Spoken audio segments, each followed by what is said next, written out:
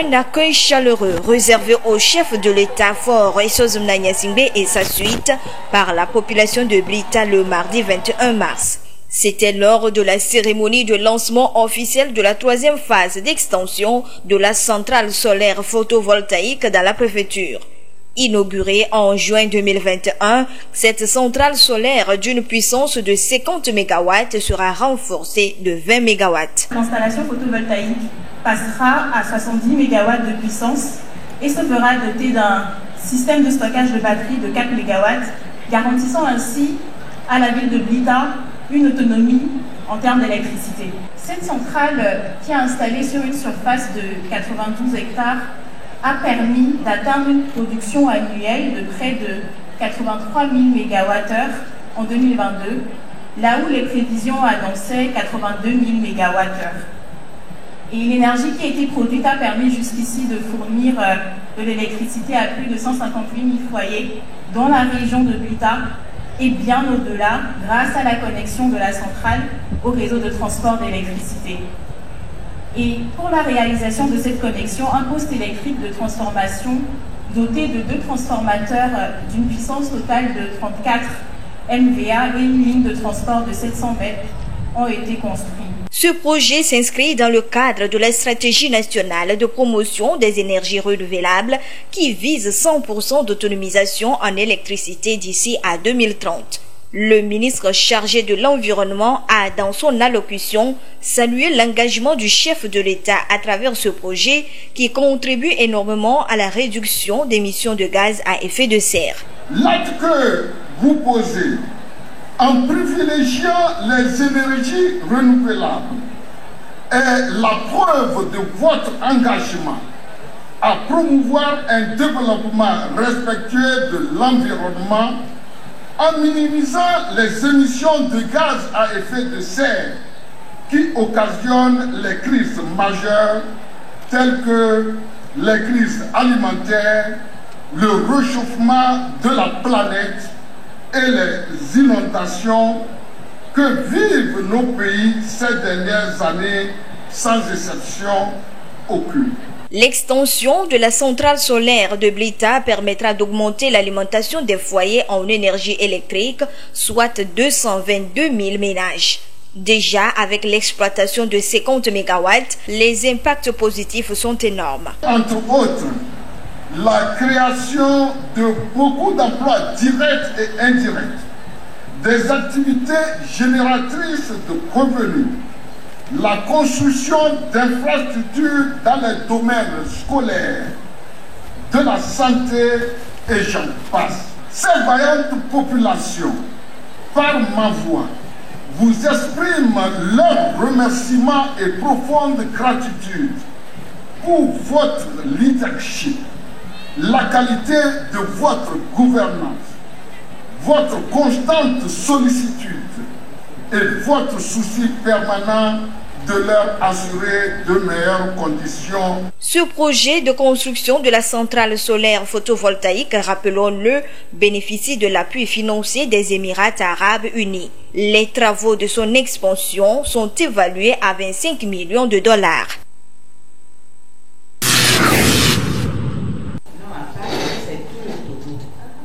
Le leadership des femmes de la communication à l'ère du numérique, c'est le thème au cœur de cette rencontre de réflexion des femmes de médias.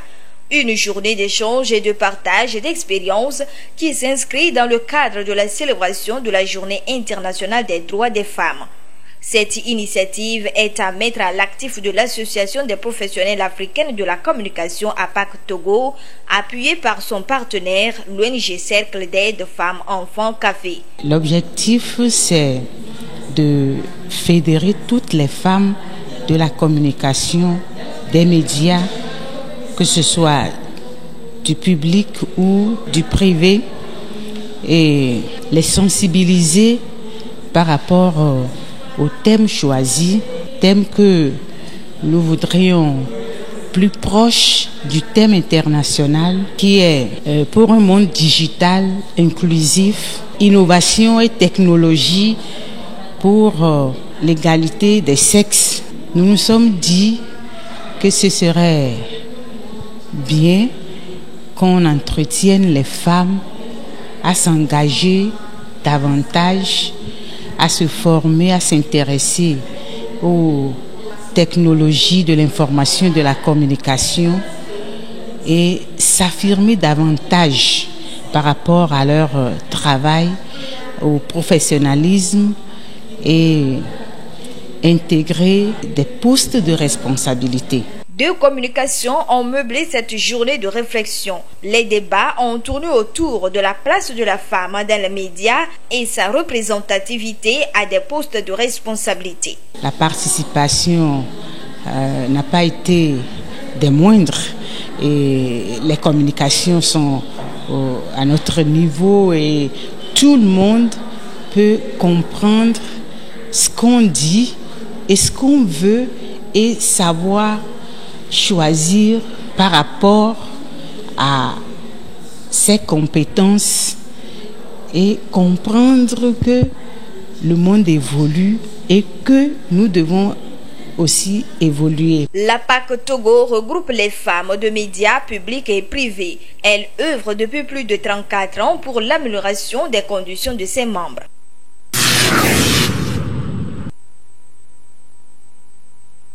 Jeudi 23 mars 2023, début du jeûne du mois béni de Ramadan pour la communauté musulmane. Le jeûne de Ramadan est l'un des 5 piliers de l'islam que tout musulman doit observer afin d'affermir sa relation avec Allah le Tout-Puissant. Tout musulman, à partir de la puberté, s'il peut, jusqu'à la fin de sa capacité à se priver de nourriture et de l'eau, tout musulman, femme ou homme, doit jeûner. C'est une recommandation divine. C'est très important, le jeûne de Ramadan. Et le jeûne musulman, c'est de ne pas manger le matin, du matin, après le petit repas du matin, vers 4h30, 5h, jusqu'à 18h par là, au coucher du soleil. Donc c'est une recommandation divine qui fait partie de l'ensemble de ce qu'on a recommandé à un musulman. Le mois béni de Ramadan est un moment d'intense prière, de privation et d'aumône. Les musulmans sont appelés en cette période au respect des prescriptions du Saint-Coran. Il y a naturellement certains interdits. Vous ne devez pas avoir des paroles obscènes et surtout, vous ne devez pas vous quereller. La guerre est interdite dans les pays musulmans en période de jeûne de Ramadan. Et là, des activités qu'habituellement les gens mènent, au lieu d'aller écouter des prêches, de lire le Coran, se mettre à jouer au ludo, se mettre à jouer aux cartes, etc. Ou mieux aller vers des activités pieuses. En période de jeûne de Ramadan, le musulman donne aux musulmans. Les plus nantis donnent aux moins nantis. Et nous rendons grâce à Dieu et nous remercions très sincèrement le chef de l'État qui, en cette période, depuis un certain nombre d'années, nous gratifie des vivres pour distribuer aux moins nantis. Pour cette année 2023, la communauté musulmane du Togo est invitée par le bureau exécutif de l'Union des musulmans à intensifier ses prières pour mettre le pays à l'abri de toute forme de menace. Nous avons demandé à la communauté musulmane, toute la communauté musulmane, de faire beaucoup de prières pour que définitivement le Covid-19 disparaisse et que le fléau qui nous guette aujourd'hui, c'est le terrorisme, que le terrorisme et les terroristes partent de nos territoires. Nous avons demandé à tous les musulmans, d'ailleurs à tous les croyants, de mener des activités pieuses, des prières, des évocations, bien sûr pour soi-même et pour sa famille et surtout pour la population togolaise, ainsi que pour que de toute manière le terrorisme disparaisse de notre territoire. Le mois de Ramadan prend fin le samedi 22 avril avec la célébration de l'Aïd el-Fitr.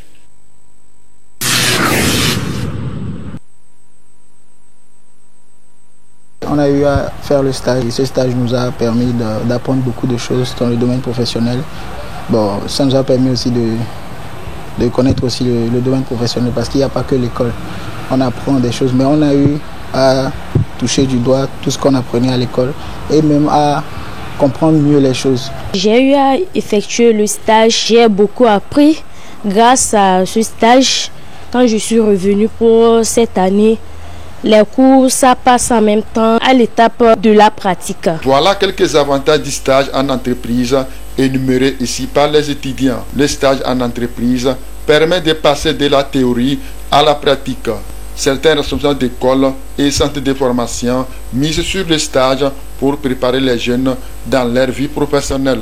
Les stages sont les bienvenus pour permettre aux étudiants de faire face aux réalités du terrain. Ces stages sont des supports, des étapes importantes dans leur cursus, dans la formation que nous leur offrons. Ces stages impactent sur leur vie professionnelle, leur donnent l'expérience nécessaire pour pouvoir remplir correctement leurs fonctions. Pour être efficace, pour être aussi un grand artisan, il faut que vous soyez bien formé et que vous soyez bien perfectionné dans votre domaine. Et c'est pour ça que nous nous sommes dit, nous allons commencer par la formation et le perfectionnement de nos membres afin d'être compétitifs sur le plan national et international. On a effectué une sortie sur le terrain. Tout s'est très bien passé et ça nous a permis de nous familiariser avec la collecte des informations, comment aborder les gens pour pouvoir avoir les informations. De retour du stage, ça nous a permis de mieux comprendre les cours, de mieux pratiquer certaines choses, et quand les profs viennent maintenant pour les cours, ça passe beaucoup plus vite qu'avant parce qu'on a eu à expérimenter certaines choses.